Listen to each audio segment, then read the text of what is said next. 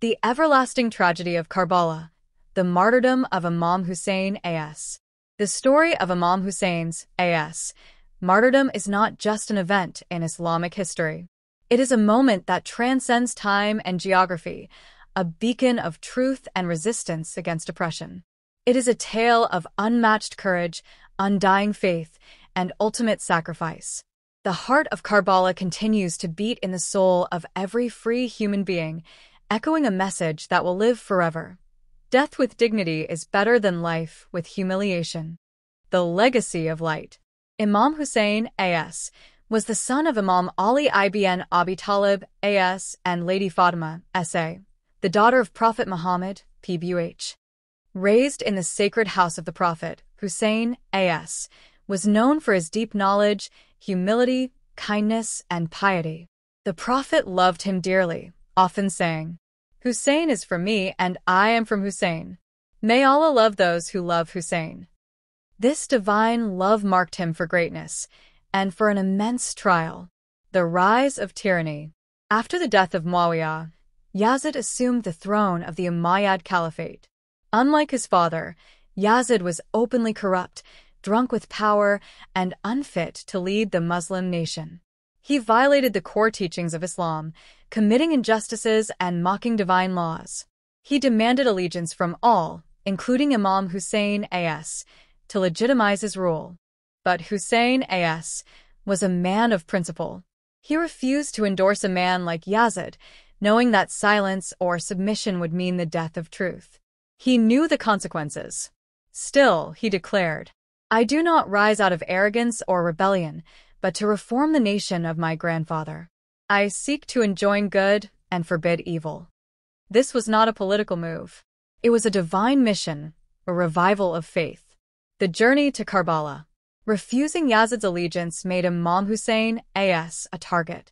To protect the sanctity of the Prophet's city and his family, he left Medina and moved toward Mecca.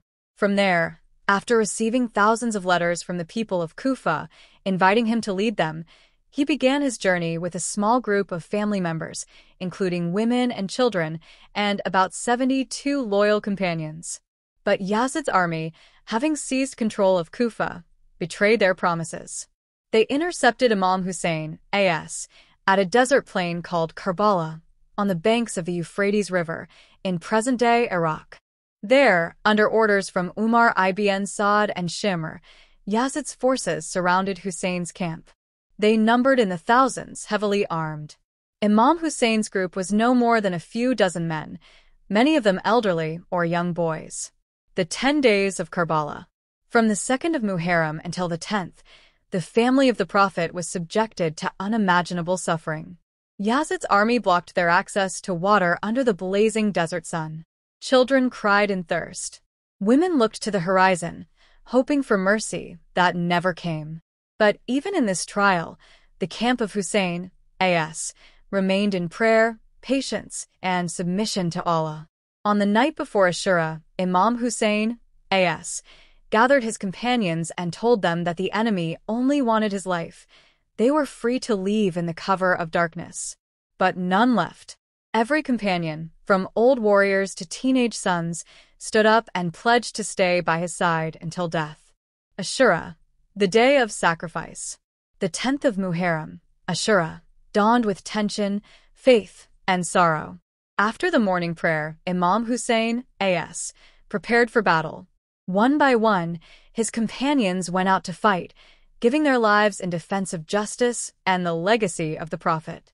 Ali Akbar, the Imam's teenage son who resembled the Prophet in voice and character, was martyred.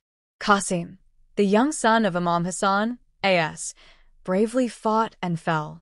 Even the Imam's 6-month-old baby, Ali Asghar, was brought to the battlefield. The Imam lifted his infant, begging the enemy for a drop of water. In response, a heartless archer fired a 3-pronged arrow that pierced the baby's tiny neck as he lay in his father's arms. Imam Hussain, heartbroken, dug a small grave with his own hands and buried his infant with tears and trembling hands.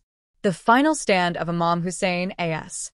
Alone, injured and surrounded, Imam Hussain A.S. mounted his horse for the final time. He fought valiantly, striking fear into the hearts of Yazid's soldiers, though weakened by wounds and thirst. Eventually, his enemies surrounded him and struck him from all directions. His body was covered with swords, arrows, and spears. He fell to the ground. Shimr, the embodiment of cruelty, severed the head of the noble Imam while he lay in sajda, prostration, whispering his final prayers to Allah. His head was raised on a spear. His body was trampled by horses. After the battle, captivity and resistance.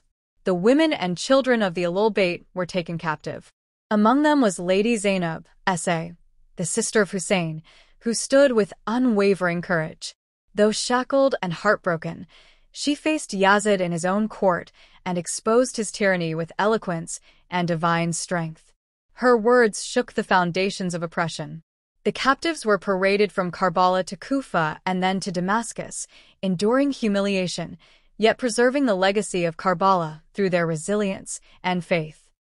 The eternal message of Karbala. Imam Hussain did not rise for power, land, or wealth. He rose for truth, justice, and the soul of Islam. His martyrdom is the light that guides the oppressed, the broken, and the faithful.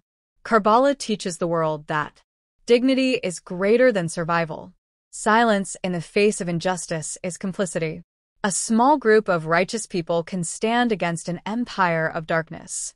The blood of Hussain did not extinguish. It fertilized the soil of freedom. From his sacrifice grew generations of believers who resist tyranny and hold fast to faith.